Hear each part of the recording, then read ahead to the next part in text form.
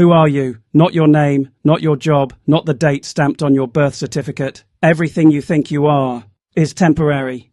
Your skin replaces itself. Your blood renews. Even the atoms in your body are swapped out over time. 7 years from now, you won't physically exist. So answer this. If your body keeps changing, why do you still feel like the same person? Tonight, we test whether you are real. Episode 5, Who Am I? The end, when everything is taken away.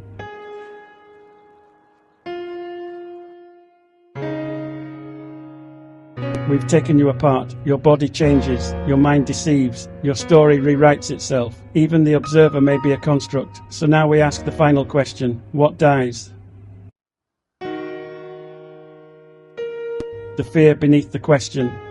Most fear of death is fear of losing the self, the personality, the memories, the narrative thread. But what if the self was never a fixed object to begin with? What if it was always a process, a wave, not a stone? When a wave falls back into the ocean, nothing is destroyed. The pattern ends. The water remains.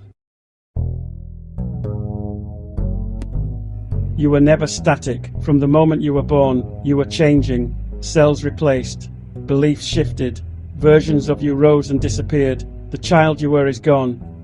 The teenager you were is gone. And yet, you don't mourn them as deaths, you call it growth. If identity has always been fluid, then death may not be a rupture, it may be the final transition. A temporary miracle. The atoms in your body were forged in ancient stars. They traveled for billions of years. They became planets, then oceans, then life, then you. For a brief flicker of cosmic time, the universe arranged itself in a way that could look back and ask, who am I?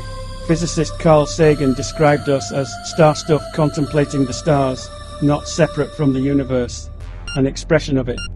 When you die, those atoms do not vanish. The pattern dissolves. The matter continues.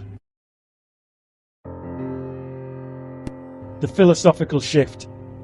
If there is no permanent self, then there is also no permanent loss of it. The fear comes from imagining a solid thing being erased. But if you were always a dynamic event, then ending is not annihilation, it is completion. Like a story reaching its final page, its meaning exists because it had an ending.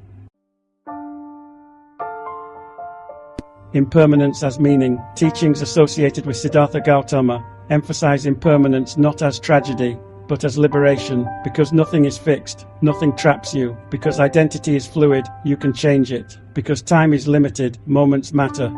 If you were eternal, experience would lose urgency. It is the boundary that gives it shape. The final clue, you are not a permanent object, you are a process, a pattern of matter and awareness briefly stabilized, and that is not bleak, it is extraordinary. Out of infinite cosmic silence, there is this, you, here, aware, feeling, loving, questioning.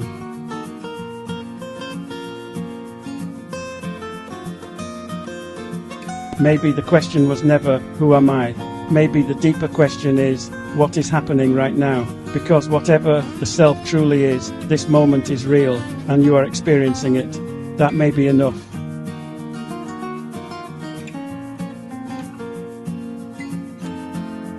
This has been an investigation into identity, not to destroy the self, but to see it clearly, and perhaps to live it more fully.